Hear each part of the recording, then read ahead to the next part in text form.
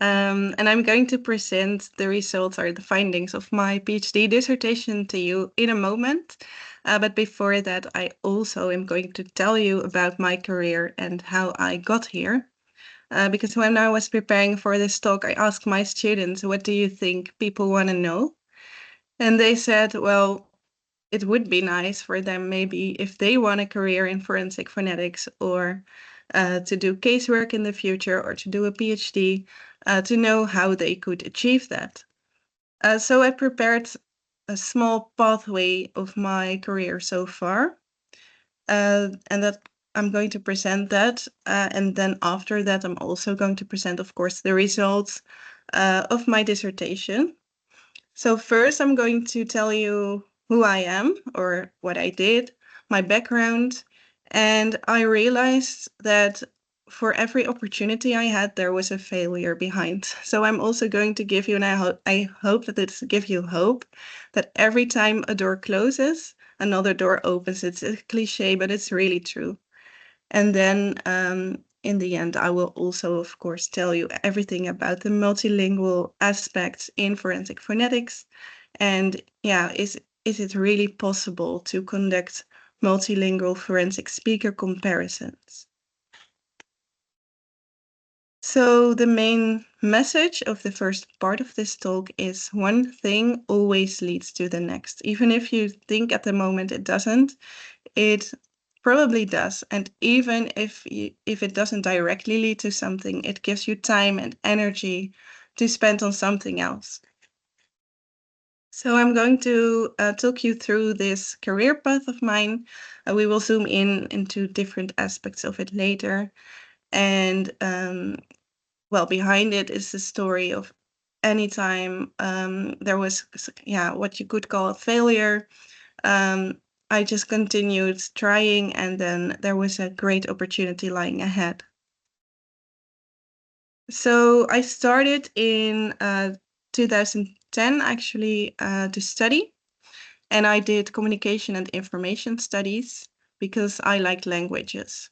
And I didn't know what to do with my life. I didn't know what I wanted to become, but I knew I liked being doing things with language, writing, reading, stuff like that. So I just started without having any clue where it would lead me. And then already in my second year, so in 2011, I came across forensic linguistics. And then I thought, yes, this is my dream. I want to become a forensic linguist. And at that time in the Netherlands, there were no study programs for forensic linguistics. There were only 2 or 3 people who were a forensic linguist or who did something which you could call forensic linguistics. And I didn't really have a clue how to get there, but I thought I don't know, I just take a first step and I see where it leads me. So I decided to study criminology because I just liked the forensic part, and yeah, without criminology, I didn't really know how to get that forensic criminological background. And I thought, well, I just do criminology, then I do another master's in linguistics, and then I have those combined, I have forensic linguistics anyway. But I got a little bit lost in the criminological world because it is so interesting, it's so broad, and there are so many different topics included. And so I got distracted by legal psychology or psychology and law. And so after my master in 2014, I decided to not go back to linguistics just yet, but to do psychology and law. And I didn't know that it would become so relevant, but psychology and law includes topics like expert decisions, also decisions by judges. So what do they need in order to come to an objective and valid conclusion, but also for the expert witness. And so this is very relevant if you are going to do casework, that you know what is the effect of background information on my decision, what is the effect of context, expectations, and how can I protect myself from it so that I can come to an objective conclusion that is not led by my prior expectation. And so during that studies, I also started as an assistant at the Maastricht Forensic Institute. It's a forensic institute in the south of the Netherlands. And I started doing preparing casework for the main analyst. So I prepared forensic speaker comparisons, doing blind groupings, and getting rid of all contextual information such as names, places, stuff like that. So anything that could steer the analyst into a certain direction. So I was kind of already working with casework, also doing the intakes with the lawyers or the police to make sure that they would not tell the analyst what they thought was the outcome, because then she couldn't get to an objective conclusion anymore. So that was my first encounter with casework. And then I thought, well, I'll just finish studying. I studied enough. But then the master program Forensic Linguistics started in the Netherlands. So since 2016, there is a research master in Forensic Linguistics in Amsterdam. And I decided to do it because, yeah, this was my dream, right? So I'm not going to say no to, it's only 2 years of your life. So I decided I'll just go for it. And it was really a nice, everything I learned until then came together in this one master's program. And I'm really glad that this opportunity is now there. And I see that in a lot of countries now there are forensic linguistics programs. So I'm really happy with this development of the field. Because I was doing this casework in forensic speaker comparisons, I thought I'm going to do an extra course at another university in forensic speech science. I thought it's an nice addition, because the forensic linguistics master didn't really include phonetics or speech science. And this actually turned out to be a very good choice later, because I came across PhD opening. I wasn't even done with my master yet, but this opportunity came along and I thought, wow, they are looking for someone with a background in linguistics, phonetics, and they want someone who also has a background in criminology or forensics or anything related to that. So I thought, this is me. They are describing me, and no one is more equipped for the job. But I was a little bit wrong, because I overlooked the fact that phonetics is a different topic than linguistics. So especially when you look at forensic phonetics, it's a specialty on its own. So you cannot say, oh, I can do authorship analysis, so now I can also do forensic speaker comparisons. So I thought I was a forensic linguist.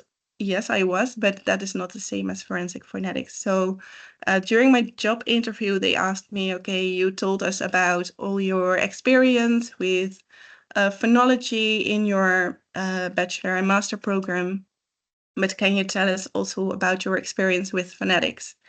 And at that moment, I realized that I made the classic mistake of mixing up phonetics and phonology in a job application for forensic phonetics. So I made the rookie mistake.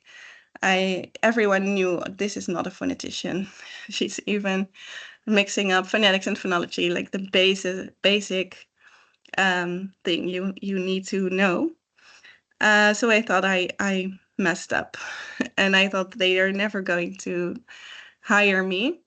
And they also hired someone else for this position, because she was very equipped. She did not forensic phonetics, but she did experimental phonetics.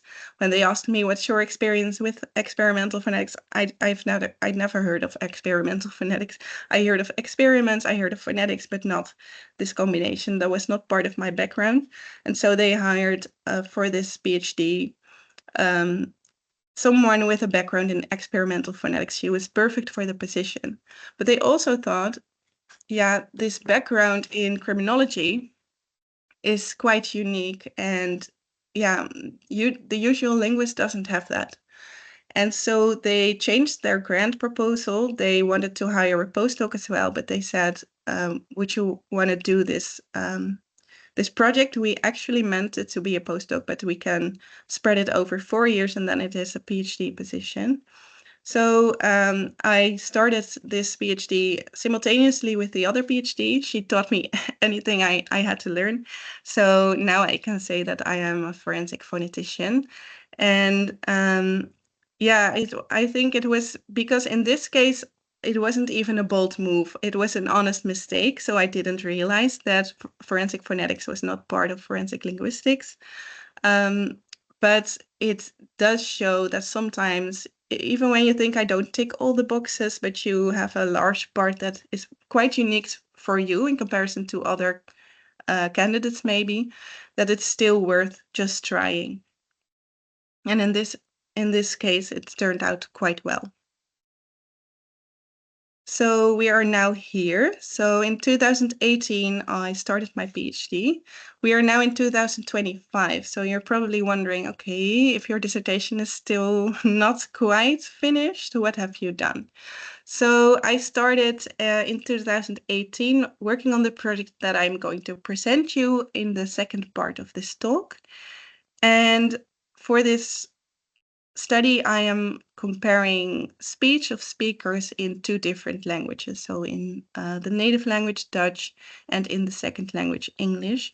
And I was focusing on different segments. So I started with filled pauses, so hesitations.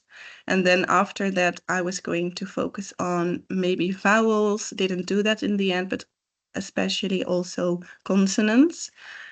But I was a little bit stuck on these filled pauses. So the filled pauses, that was why they thought this is a topic for you. It includes more behavior than just mere segments and lexical vowels, for example. So it's not just measuring, it's also thinking about what does the filled pause mean? What kind of behavior are the speakers showing? It's also a little bit of an interactive component, like when you say, you show to the other, I'm still talking, wait a second. And so it was a fascinating sound for me, or a phenomenon. And I completed my first chapter very, very fast. So the comparison between Dutch and English. But then I thought I don't have the answer yet. It's not complete. And so I wanted to see, I took female speakers from the database because there were way more females in the database than males. But most of the forensic recordings, or most of the suspects, are males. So I thought I want to know if my findings, how they compare to male speakers. So I also conducted a second study on male speakers. There were only 20 males in the database, but I compared them with 20 females. And I was able to show that the findings were roughly similar. So that was another chapter, but it was not part of the main proposal. So it was very nice that I had another chapter, but it was not working towards completing this study.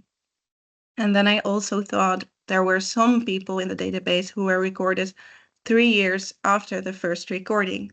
So I thought, oh, this is very interesting. I want to know if people remain consistent over time as well in these hesitation markers. So another totally distracting bonus chapter, but not answering the main question. So I got stuck on these filled pauses. I thought I have 3 more years. I'll just do it.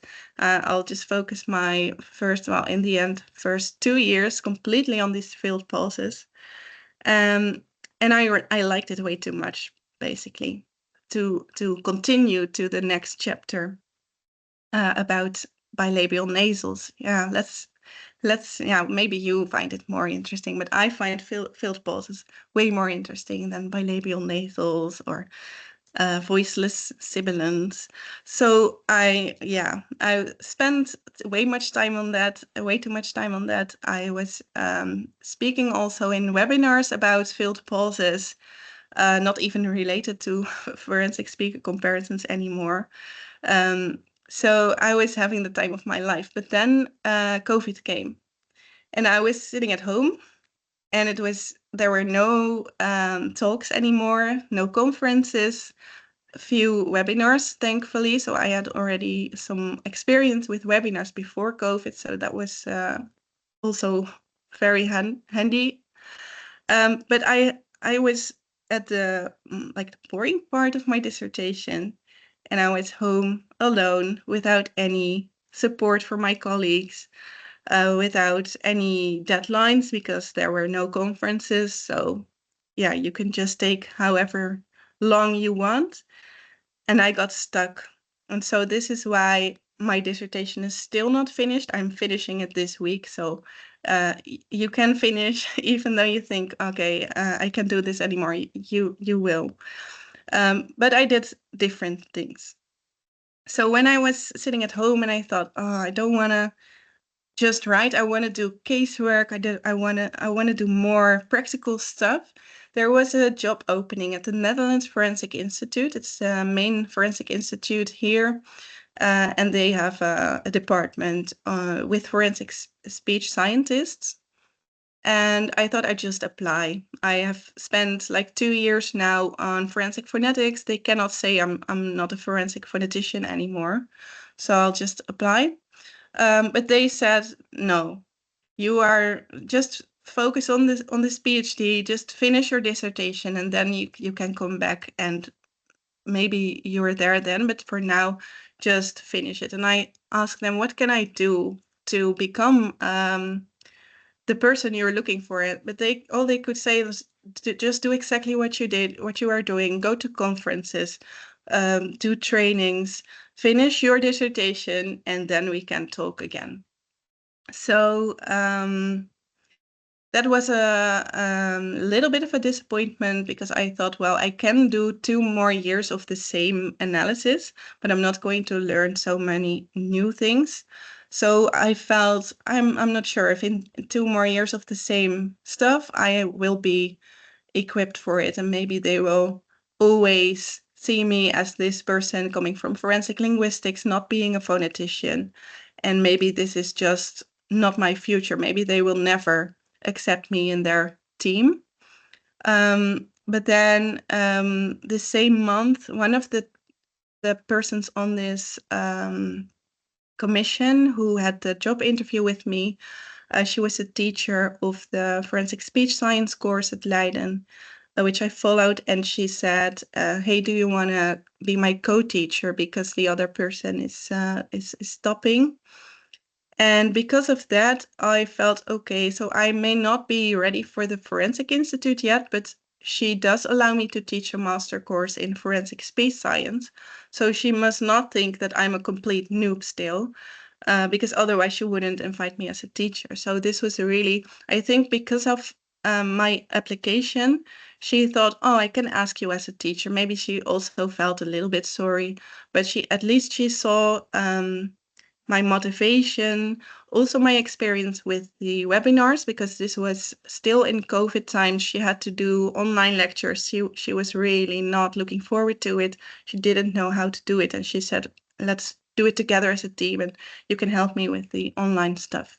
So that was a really great way also out of my depression. It's a large word, but yeah, I thought, okay, I'll just continue. I'll just finish this dissertation. It will be fine.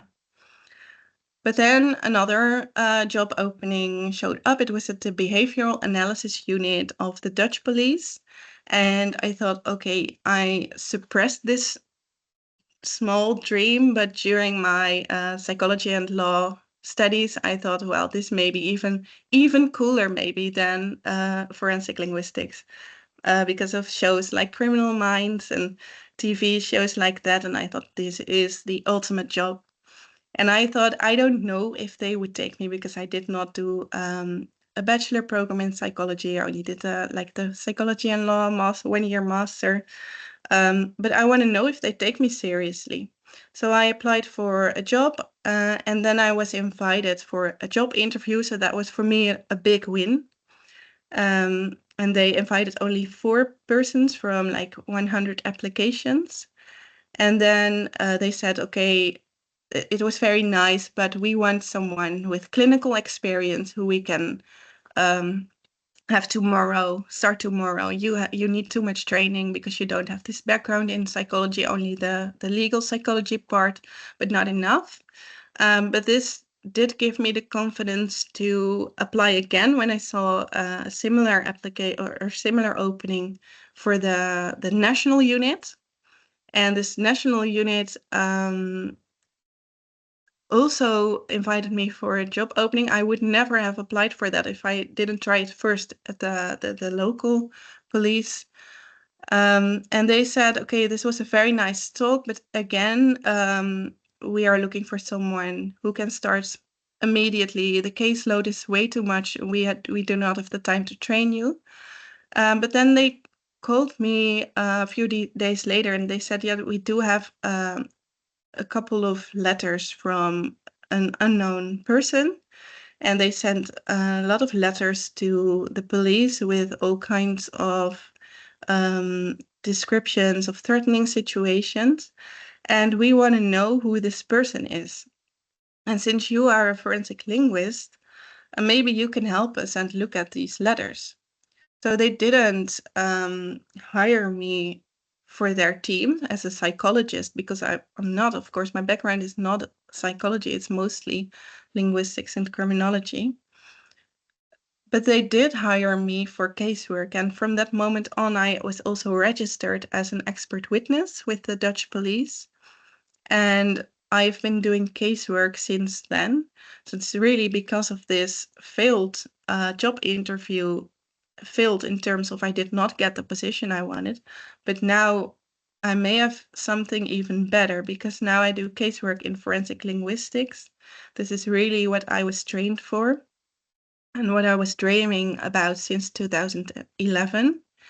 So it took me 10 years, but still it took me less time than I thought because I started this PhD only to become a forensic linguist and to be able to do casework. And it turned out I didn't even need it to start. So I'm really glad with how everything came together. And I even did not respond to a recent job opening at the Netherlands Forensic Institute anymore because I thought I'm already doing casework. I like it way too much also to be my own boss. And casework is not a full-time job. At least in the Netherlands, there are not enough cases. So I can do a lot of stuff besides this, such as I am working on my dissertation, but I did a postdoc position for the past 2 years on dark web forums with criminals talking together, which was not at all forensic phonetics. So I'm not going to talk about it, but it was a really cool opportunity, which I can do on the side. So there's always time next to the casework because of its flexibility to do research, because I think there's a lot of research needed in forensic phonetics and forensic linguistics. So to really do whatever I think is necessary, because these cases are, even if I work 1 case a month, they do, in like money-wise, they give me more than a full-time job at the Forensic Institute, I think. So who am I now? So I still call myself a forensic linguist. I wouldn't call myself a forensic phonetician. I am probably, but I think still it's a little bit of part of linguistics. So I call myself a forensic linguist, and people can hire me for casework, mostly authorship, but sometimes also forensic speaker comparisons. I'm also a researcher. I think you cannot do casework without also being a researcher, because every case there are more questions that you think, oh, how is this feature in the general population? Or how does speech change when people are talking on the telephone? There are all these experimental questions that arise in every case. And then I think I need to keep up with research, the newest findings, and also do experiments myself to be able to always have the new insights and to be able to incorporate those in casework. And I work as a trainer. So what I mentioned before, I give talks about hesitation markers, but also about forensic linguists, tunnel vision and bias, so from the legal psychology part. So in a lot of different topics. So I'm very happy where I am now. And this month is actually a very good moment for this talk because I'm in a transition. I am finally finishing my dissertation because I have the time for it this month. And after this month, I don't have the time for it anymore. So I really have to do it now. Because from March, I will be working for a government institute as a researcher. And I will be doing research on the relationship between the judge and the expert witness. So it's a change from academia into another research position, a governmental position. But I really wanted to try that as well because of this freedom I saw, and I think in academia the freedom is sometimes a little bit less because people are so focused on going a step ahead. But I like the way I am now. So like I would do 3-4 more postdocs if I could, because I just like to have small projects, something else every couple of years. So, and now I'm going to do it outside of academia. But this week is really, mainly this week, next week a little bit more, is about finishing this dissertation. So this is the perfect moment to talk to you about my findings and the conclusions and what we can do with these findings, because that's for me always the most interesting part. What can we do? What do we know now? So I'm going to present you in a pretty concise manner my entire dissertation, focusing on the major findings and the major questions. But before that, maybe I can ask you if you have some questions about this career path. Most of the time people think I've been all over the place. I've done so many different unrelated stuff. I think it's coming very well together and it's a really coherent career, but maybe you have some questions.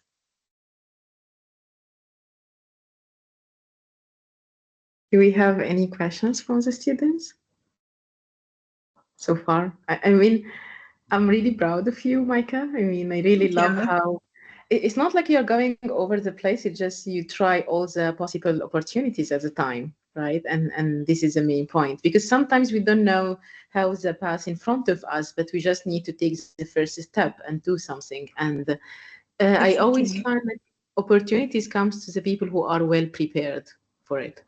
Like you try to collect as much, like as many skills as you can, and then go ahead. And then when the opportunity comes, he will take you then. And I found this really useful for the students because they are the fourth year students, so they will be graduating this year as well. So it's transition for them, and I guess it's a really good point to see that you have to be open in general for future opportunities. Thank you, Mike. Yeah, that's true. Thanks. So also what you mentioned is that I'm not saying opportunities will come to you if you sit on the couch and wait. So that's sometimes what people think, like manifests and everything will come to you. But it is true. You have to get yourself out there. Just take some steps, even if you don't know where you will end up.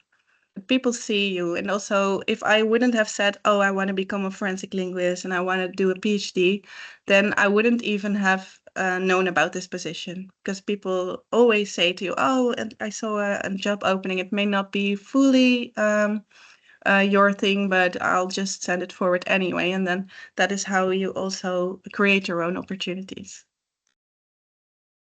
Yes, exactly. Yeah. All right, so moving on to the topic of multilingualism. So I think we all know that we live in a very multilingual world. Like I'm now doing this talk in my non-native language, and probably English is not your native language, but we can still communicate to each other.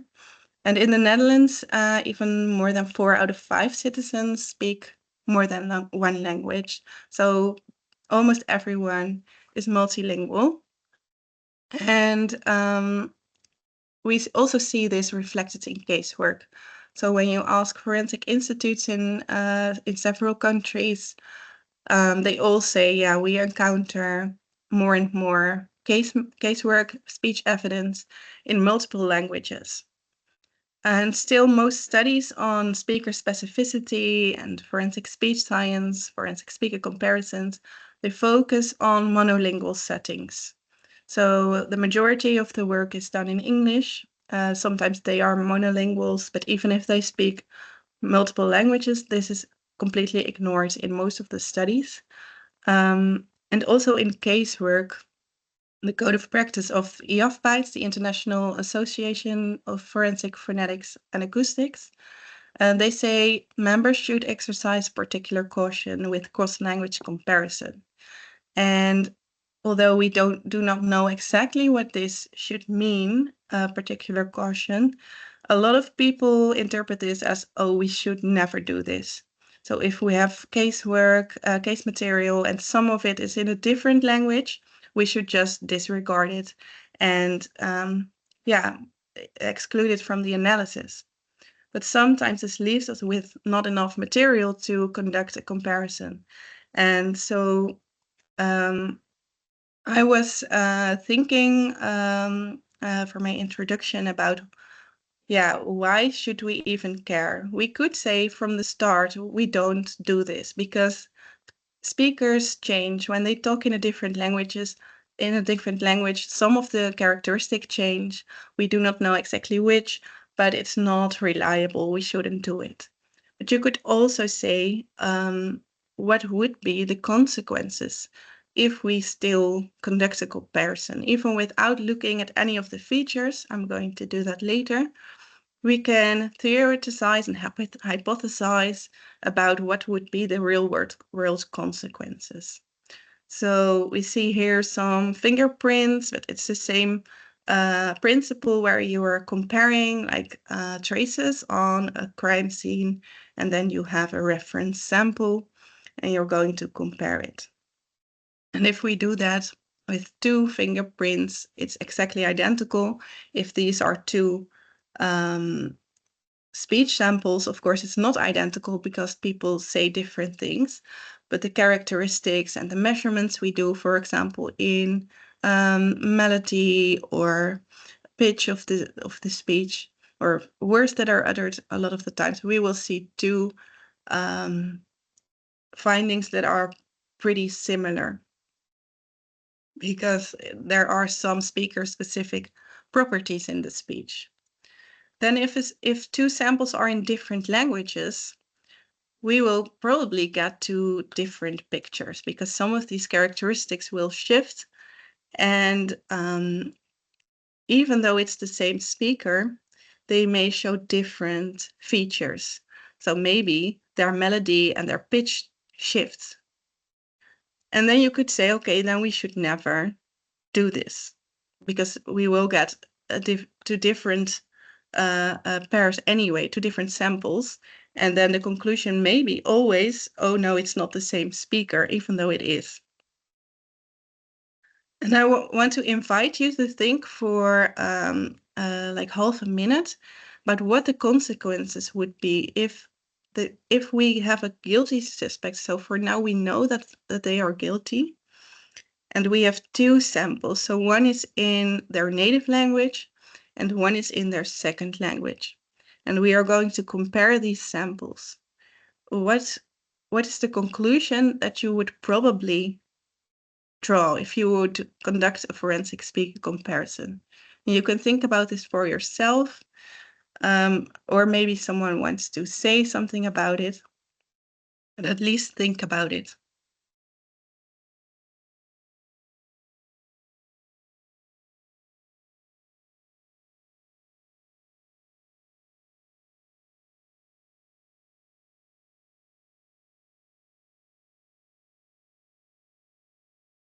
I think the more thinking about it silently. Yeah, that's fine. That's totally fine. There are also phoneticians who work on silent pauses. So silences are very interesting as well. Yeah, sure. So let's look at it together. So we have a ground truth for this. It is a thought experiment. So we have a guilty suspect. So we know that the samples belong to the same speaker. And there are two scenarios. The expert witness may decide to reject the case because the samples are in different languages, and then no expert witness report is provided. But another decision could be that the expert witness decides to include these multilingual samples. And then probably what you thought about just now was that the differences between the samples is larger. It's not because it's two different speakers, but it's because there are two different languages. If the expert witness rejects the case, the speech evidence may not be linked to the suspect, may be disregarded. And this may aid the judge into making a false acquittal. So this is something that is a wrong decision. We don't want it. But if there's not enough evidence, an acquittal should always follow. So it's also not the end of the world. Especially when you consider this option, if we do include multiple samples, multilingual samples, we find larger differences. And then there's an increased risk of a false negative, because maybe the forensic phonetician says, oh, I hear so many differences, this cannot be the same speaker, even though it is, but it's just two different languages. And then also the chance of a false acquittal is higher than for monolingual pairs. And we see here that the outcome is not different between the two scenarios. So the current situation is most of the time that the case is rejected.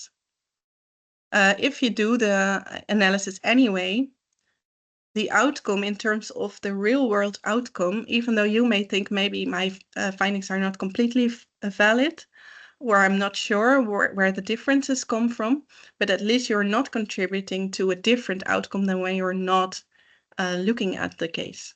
And the risk of not looking at a case is always that someone else will do it, who is less equipped for it. So for example, audio technicians, we see a lot, they do not have the background about speech, about phonetics. So a lot of the times their analyses are not valid.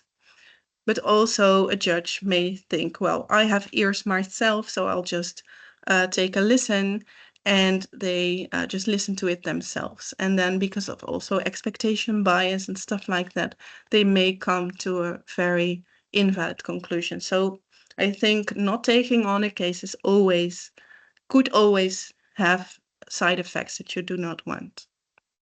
I'm not saying that you have to take on every case, because my majority of casework I still reject because the quality is just too low. Okay, now imagine an innocent suspect. So we know in this case that the samples belong to different speakers. It's not the same person, and it's in different languages. So the expert witness may decide to reject the case. In the case of an innocent suspect, this means that there is no evidence to eliminate them. If they would do a comparison, they may find that there are too many differences, and that can eliminate a suspect, an innocent suspect. But if you do not provide such evidence, this could contribute to, in the end, the judge making a wrong decision and making a wrongful conviction. And this is in any law and law philosophy is the worst thing that could happen. It's even worse than falsely acquitting a murderer, for example. Now imagine that the expert witness decides to include the multilingual samples and just do the comparison, even though they are in different languages. They are likely to find that the differences are larger than they would for monolingual samples. So the chance that they come to the right conclusion, that they are two different speakers, is even larger. So the chance of a wrongful conviction in this scenario is smaller. And so I think even theoretically, rejecting the case before you even have tried it is not going to do any good, because for those innocent suspects, yeah, you may want to try it, and maybe you are able to eliminate a suspect. At least doing the case cannot do any real world harm. So maybe your conclusion is invalid, and that's of course from a scientific point very bad, and we should not strive for that. But the real world consequence is not that high. So at least it's worth to look at which speech segments show language independency. We should not say, okay, we're not going to do this because we know that people change. No, maybe there are some segments or some features that remain language independent and that we can use when we do a forensic speaker comparison with samples in different languages, and they remain relatively consistent within one speaker. And so from the literature, I came up with 3 different sounds that are candidates for potentially remaining language independent. And the first of these were hesitation markers, because they are a relatively unconscious phoneme. So when we hesitate, when we say or most of the time this is relatively unconscious. So even if you are doing a presentation and you think I should not say most of the people are not able to do that because they are so unconsciously, and they just come out before you know it. And so for a feature that is produced and also perceived relatively unconsciously, it is difficult to learn and acquire the language-specific spectral realizations or the language-specific pronunciation. And these expectations are based on the speech learning model of Flaky, who says you first need to be able to detect that there is a difference, and then maybe you can also produce a different vowel in your first and in your second language. So for the languages in this study, Dutch and English, hesitation markers or filled pauses are pretty similar. And so it is not unthinkable that people transfer them from their first language into their second language, so from Dutch into English in this case. And this is also something that has been described in several papers. It has not been studied before, but there were some predictions in literature that people tend to transfer filled pauses in their L2. So this was the first segment or phoneme that we included, so the vowel in the filled pauses. And then there are near identical phonemes, maybe identical phonemes, such like mainly the nasals. So for example, the bilabial nasal is produced in many languages, including Dutch and English. It's just the lips are closed and the air is flowing through the nose, because it's a nasal, of course. And the nose is not moving when you speak. So it's not that in Dutch your nose is doing this and in English your nose is doing that. So the expectation is that it's regardless of the language you speak, these acoustics are pretty similar. Maybe your tongue is moving a little bit in different ways, because the tongue is free in the production of but you can try it. If you're at home, you can try it and see where your tongue is. But there are no language-specific effects expected here. And then finally, also from this speech learning model from Flagy, they say the most difficult segments to acquire are those that are similar but different. So for M, I would say they are so similar that any differences are irrelevant. For example, the S, there are differences between Dutch and English in this case. So in English, there are 2 different voiceless sibilants, so the S and the Sh. And in Dutch, there's just one. So this is somewhere in between. And this means that, well, if I, in my native language, do not make a difference between these sounds, then I'm also less capable of hearing that there is a difference and knowing that I should do something similar. So for many language learners, such sounds are stored as one phoneme in their brain. And so the plausibility of a Dutch person transferring their higher like sound into English is quite likely.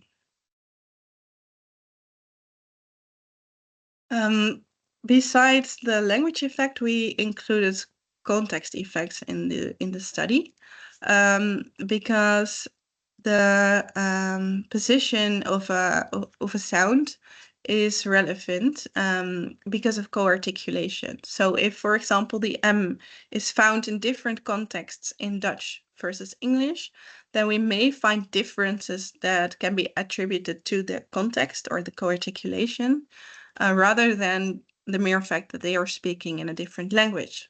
So for hesitation markers, we included position. So is it a single utterance, just an surrounded by long silent pauses?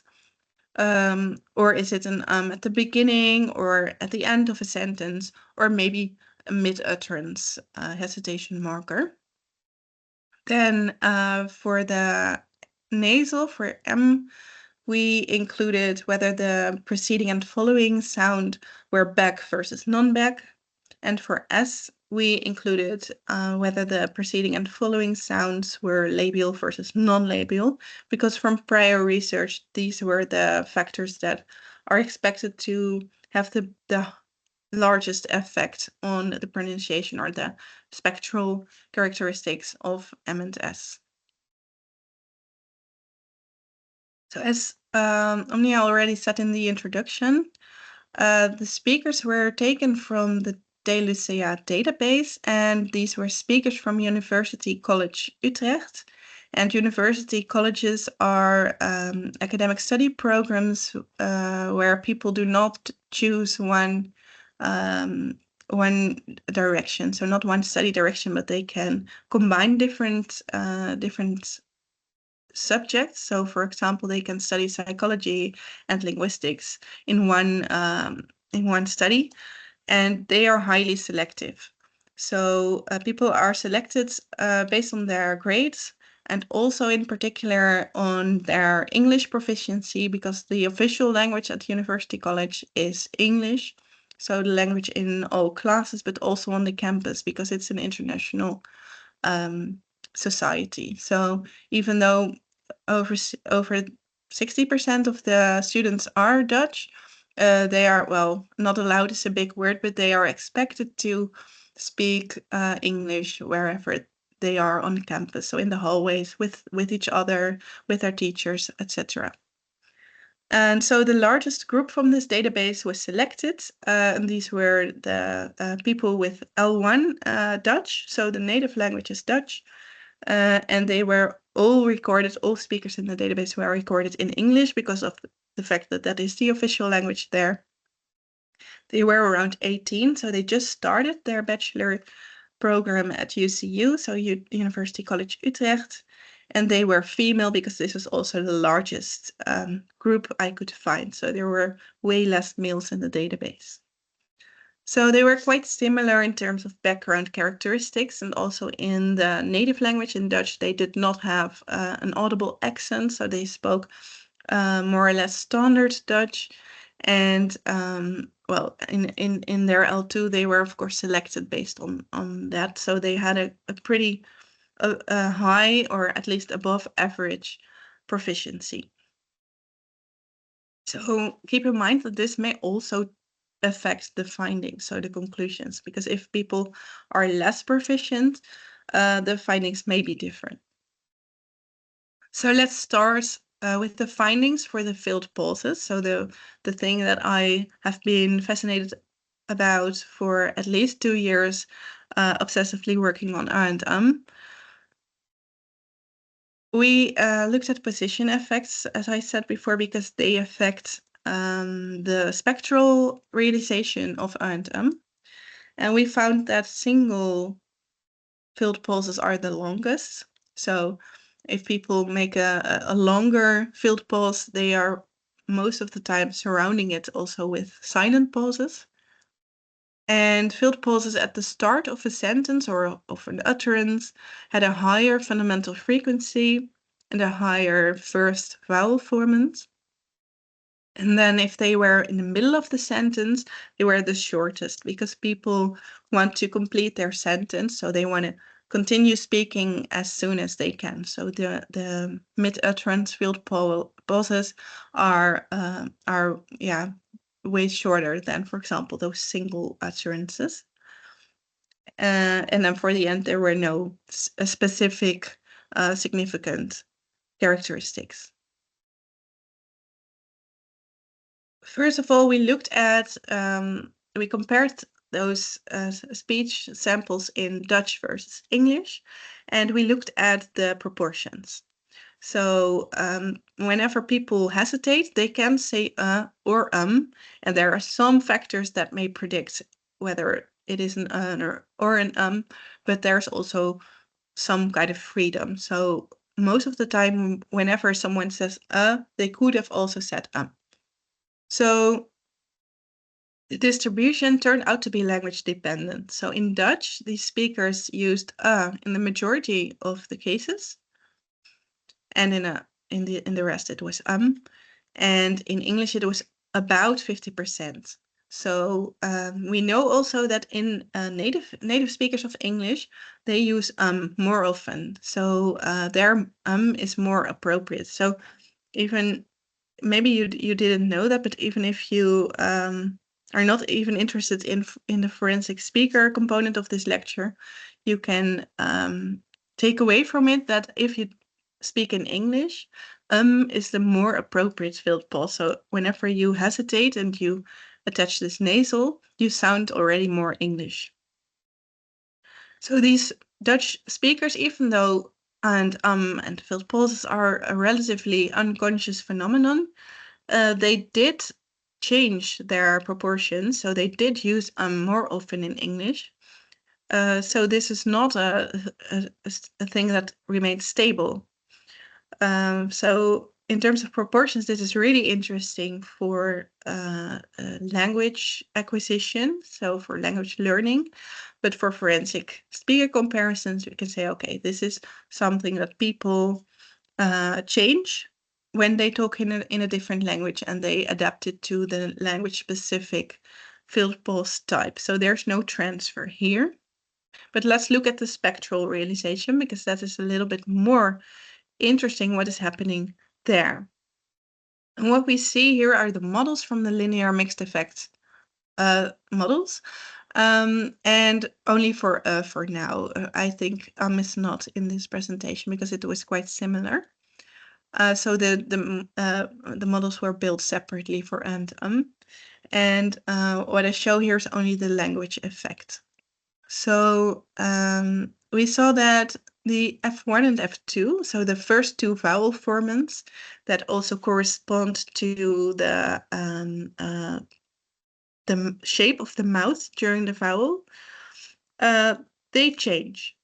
So they are language dependent, so you cannot really use them in comparisons across languages. So the change was not spectacular. So we see here that in the L2 in English, it was 26 hertz higher for F1 or 28 hertz lower for F2. So it's not, maybe not even an audible difference, but the measurements do change, and this shows that the vowel realization is language dependent, and people make these adaptations also in the direction of native speakers of English. So it's more English vowel. But what remained language independent was the third vowel formant and the fundamental frequency. So mainly from this, the F3 is most interesting because that is also a feature that is highly speaker specific. So as I said, F1 and F2 are related to the vowel realization, the shape of your mouth. So they are less different between speakers because they are related to the pronunciation, so that the specific vowel you are uttering. But the F3 is not so related to the vowel, and it remains more consistent within a speaker, and is more different between speakers. So this is more related to the anatomy of your mouth and the shape of your fixed articulators. And so this is a really interesting finding, that even though people adapt the proportions or the type of hesitation marker they use, and they adapt their vowel, the F3 remains consistent. So this is a feature that's potentially very useful in multilingual forensic speaker comparisons. And this is something that I also looked at in the recordings after 3 years. So when they had been at the campus for almost 3 years doing their study program, and then there were no changes in acoustics for neither the first and the second language. So they did not change over time. Moving on to the nasal, so the we found a pretty clear picture, so I'm not even going to present the table, but for all the nasal formants, they were language independent. So there was no difference between the M realization in Dutch and in English. So this is a very stable, consistent feature also across languages. Finally, the S, the voiceless sibilant.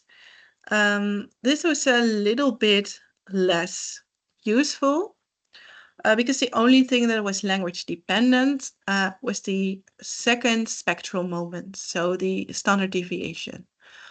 So what you see here is that this was the only thing that remained consistent. So these are the results for the intercepts for Dutch. And then here are the language-specific adaptations. We see that the first spectral moment, that is the center of gravity, it shifts by 800. That's quite a lot. And then also the skewness and the kurtosis, the third and fourth spectral moment, they shifted as well. So in terms of this sound, it is not so relevant for forensic speaker comparisons, and also because this M2, this standard deviation, is not so speaker specific. So it may be consistent, but I wouldn't really use it in a forensic speaker comparison.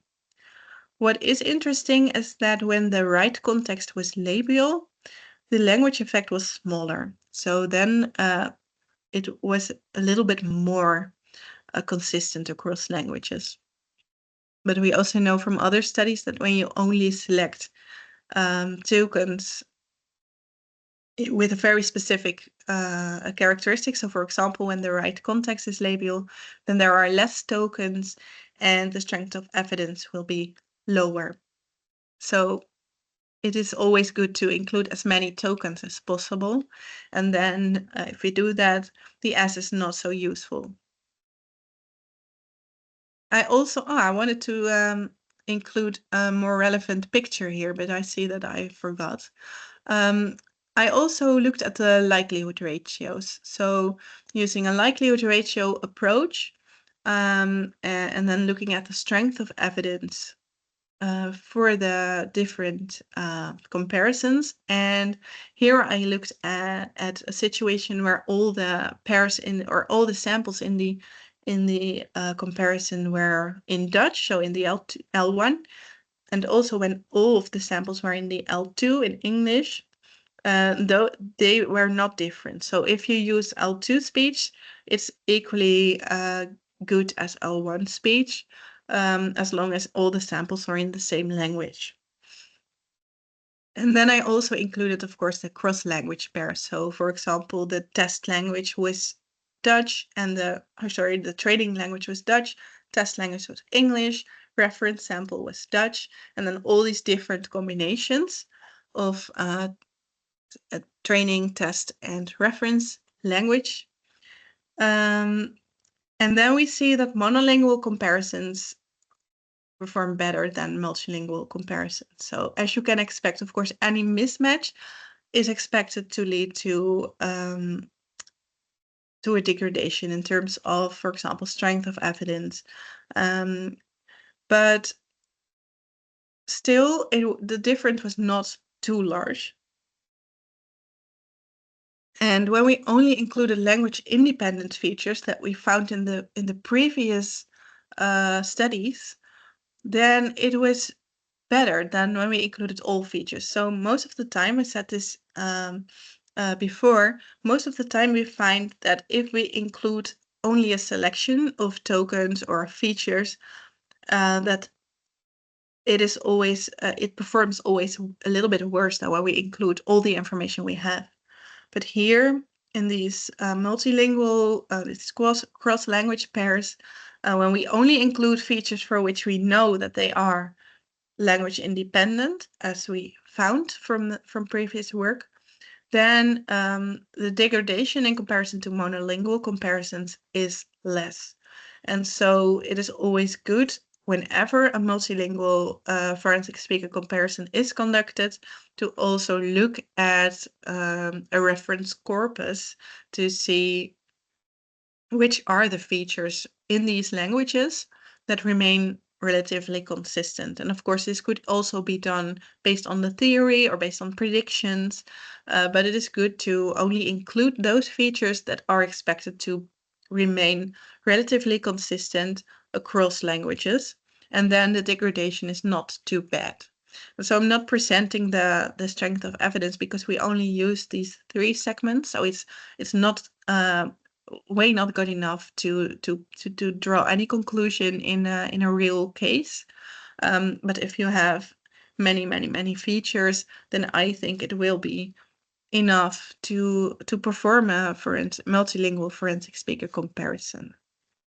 So moving on to the implications, we saw that in any of the features there was some language independency. So even in features that are maybe expected to be language dependent, maybe there are some features that are still a little bit language independent, but at least there are always segments between languages that where we can find more language independency. For example, the nasal was most promising, and this is a finding that may be also true for other nasals.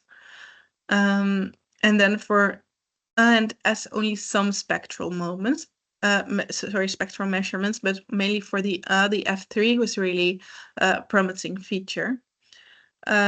But the question remains, of course, what about other segments? So I can speculate about that. For example, I think N would be pretty decent, but lexical vowels would not necessarily be good. At least we don't know. It is possible that the F3 is also language independent, but we don't know.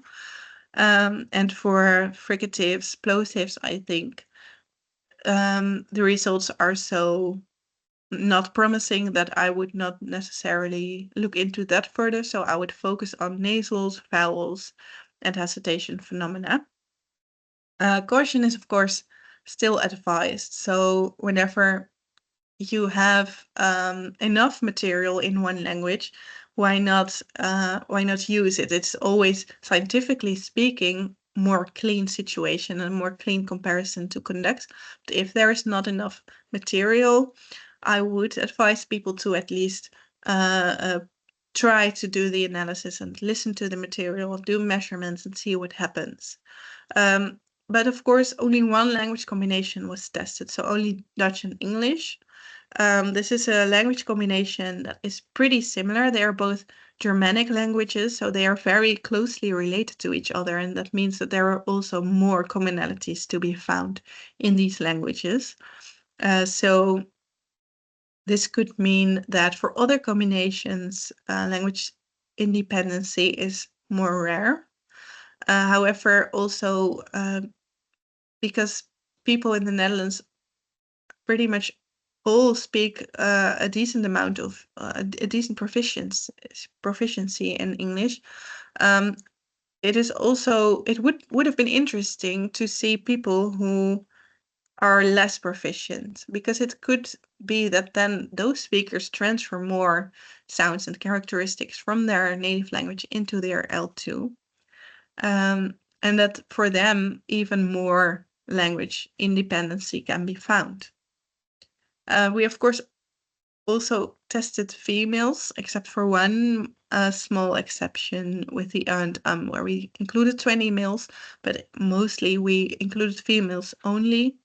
And although this does not have to mean that the effect is different for males, we do know that overall, females are a little bit more talented on the linguistic aspect often. So females often outperform males in terms of fluency, language proficiency, and characteristics like that. And so it could be that they acquire L2 sounds sooner, and that for males then the language independency would be more, but we don't know because we didn't test it. Yeah, and what about more representative samples? So in the current study, we used samples where the students were talking to someone else, but the conversation partner was not actually talking back during these talks. So they were asked to talk about their holidays or their introduction week at the campus for 2 minutes.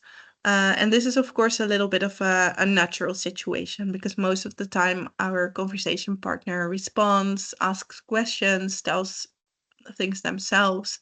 So although it is better than red speech, which is often used in phonetic studies, it is still not entirely natural. So then, in terms of speaker discrimination, we saw that the strength of evidence of these cross-language comparisons is smaller. That it can, of course, be expected, but it is not so small that I would say don't do it. So yeah, of course, you should be cautious, but you can still see information, and there's still some language, some speaker specificity there. So it's definitely worth doing the analysis.